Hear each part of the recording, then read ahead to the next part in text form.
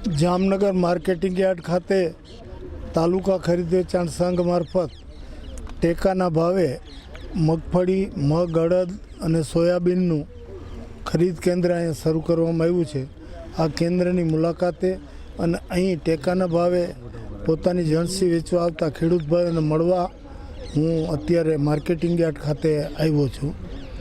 ખેડૂતોને મળ્યો, એની પાસેથી વાત જાણી અને તમામ ખેડૂતોએ એકી અવાજે વાત કરી કે સરકારની ટેકાની ખરીદી તાલુકા ખરીદ વેચાણ સંઘ દ્વારા બહુ વ્યવસ્થિતપણે થાય છે અને અમને 4-5 દિવસમાં જ અમારી ખરીદેલી જણસીના પૈસા પણ અમારા ખાતામાં સીધા જમા થઈ જાય છે।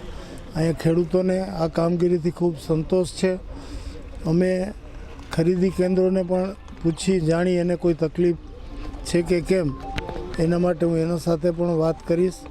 વહીવટી પ્રશ્નો હોય કે બીજા કોઈ પ્રશ્નો હોય તો એની વિગત પણ જાણીશ અને આ તમામ તકલીફો દૂર થાય અને તાલુકાના જે નોંધાયેલા ખેડૂતો છે એ તમામની મગફળી, મગ, અડદ અને સોયાબીનનો જથ્થો તાત્કાલિક ખેડૂતો પાસેથી ટેકાના ભાવે ખરીદાઈ જાય એના માટેની સરકારની ઉત્સુકતા છે અને એના માટે અમે પૂરી વ્યવસ્થા કરી છે।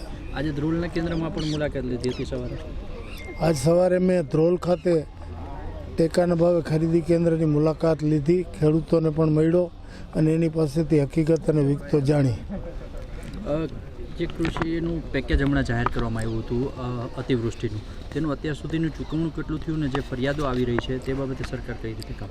અત્યાર સુધીમાં અમે એક જુલાઈમાં અને એક ઓગસ્ટમાં 2 કૃષિ સહાય પેકેજો જાહેર કરેલ અને બંને પેકેજો માટે જાહેર કરેલી સહાયની રકમ પૂરેપૂરા ખેડૂતોને ચૂકવાઈ ગઈ છે। જો આપના વિસ્તારમાં ખીમરાણાથી એક સમરસ હોસ્ટેલથી લઈને અલિયા સુધીનો એક રસ્તો છે, 2020માં જેની મુદત પૂર્ણ થઈ ગઈ છે અને કામ માટે વારંવાર રજૂઆતો કરવામાં આવી છે।